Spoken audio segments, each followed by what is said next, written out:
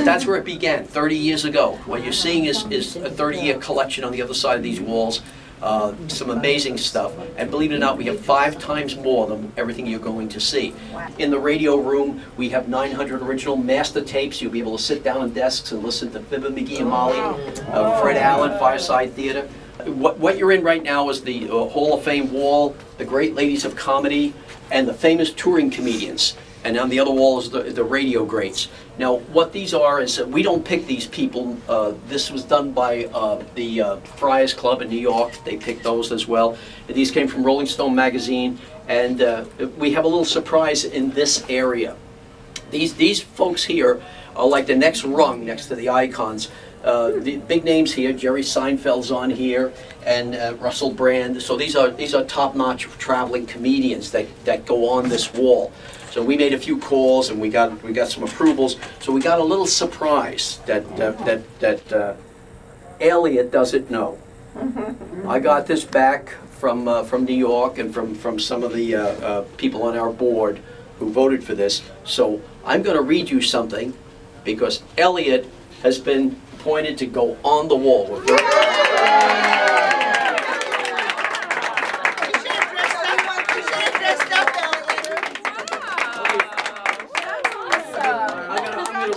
Then I'm going to show you what's going up there. Elliott has entertained theaters and television audiences across the United States, Canada, Europe, the Caribbean, and Mexico for 43 years. He's a member of the International Brotherhood of Magicians and the Distinguished Order of Merlin. Elliott has performed his special brand of magic and comedy for international ambassadors, the late Liberace and Jay Leno. He's also been a headline act at the prestigious Friars Club in New York City. Jerry Lewis, the first Canadian comedian magician to do so. He has opened for such iconic groups as the Four Aces, Bill Haley's Comets, Danny and the Juniors, and his highly active magic and outrageous comical approach to his magical performances is what brings crowds to theaters and auditoriums across the country. So this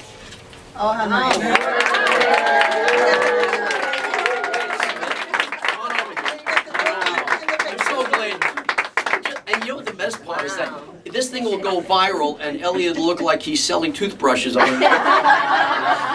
Wow. Oh my Wow. Now, Elliott, when you finish your tour, while you're all touring, one of the girls will place it on the wall. Elliott will make them available later to take some pictures with you, with the picture right behind you. Wow. That is the picture, and you'll be able to take. Congratulations, Elliott. I'm glad to know you. So were you like 2 years old when you opened?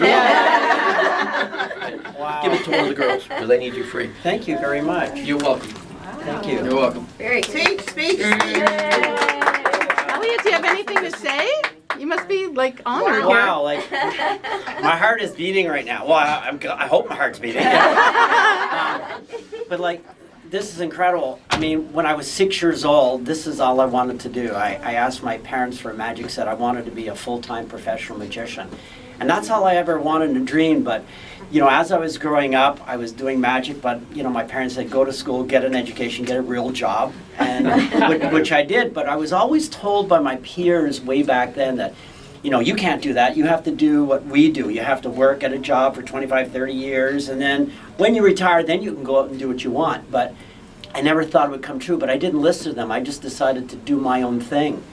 And, you know, I grew up with a lot of these greats, you know, like, you know, Jerry Lewis and Abbott and Costello and the Three Stooges, and these were my idols, and I wanted to emulate and be at a status that they were, and like, wow, to be put up on the wall with people like this is amazing. So. And where did it all start? At Somerset Street? Somerset Street in Ottawa, where I grew up, and I used to come home from school, do my homework, and then go to my bedroom and practice magic. And just a really quick story. About 10 years ago, I got hired by this company to do a Christmas party, and at that point in time, I didn't know where I was going to be performing. And when they sent me the address of where I was going to be performing was the house that I grew up in that was converted into a banquet hall. So here I am doing this show for this group of people at 495 Somerset Street, where I grew up. And in the room where I was actually standing doing my show was the physical spot where my bedroom was. Where I grew up doing magic, and I finished the show and I said, I have to tell you folks something. I'm having an out-of-body experience. I'm doing this show. But where I'm standing right here was my bedroom, where as a child I used to practice my magic. And so many years later, here I am performing for you folks, and it was an unreal situation. I remember people were crying. Yeah, the ladies were crying. Yeah.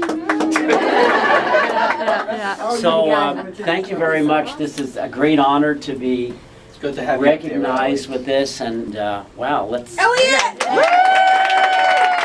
The first Canadian magician, eh?